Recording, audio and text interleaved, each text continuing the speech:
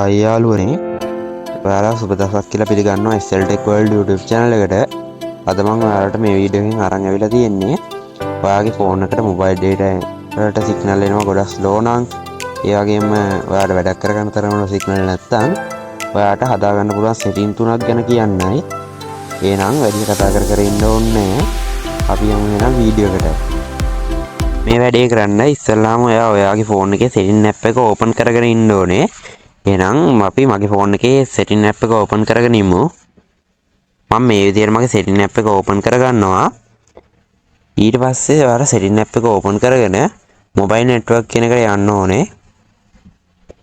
එතන තියෙනවා mobile data කියලා option එකක්.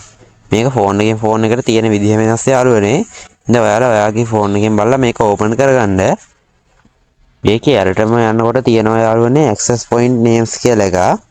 ඒක ඔයාලා ඕපන් කරගන්න ඕනේ. ඊට පස්සේ ඔයාලා මේකේ මේ තියෙන තුනටම මම මේ කියන setting එක හදා ගන්න ඕනේ. මම දැන් හදාගෙන පෙන්නන්නම්. ඔයාලා ඉස්සෙල්ලාම මේක ඕපන් කරගෙන ඊට පස්සේ මේ APN protocol කියලා එකක් තියෙන්නේ. ඒකේ මේ තියෙන IPv4 කියලා එකක් තියෙනවා. IPv6 කියලා එකක් තියෙනවා. ඔයාලගේ ඒ දෙකෙන් කරන ටික් එක වැඩිලා තියෙන්නේ. ඔයාලගේ මේ තියෙන්නේ අටම IPv4 ඊටසේ ස්ලෑෂ් ගාලා IPv6 කියලා එකක්. ඒකට ටික් එක දාගන්න ඕනේ. ඊටසේ ඒකට යට තියෙන්නේ. ඒකටත් ඒකම කරගන්න ඕනේ.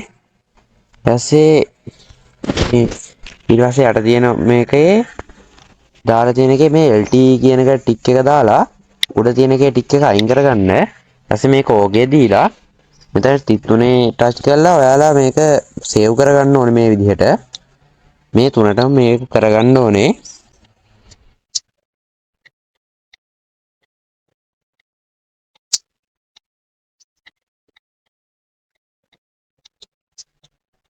මේ විදිහට කරගත්තට පස්සේ ඔයාලට බලන්න පුළුවන් ඔයාගේ ෆෝන් එකේ සිග්නල් එන ස්පීඩ් එක ගොඩාක් වැඩි වෙනවා.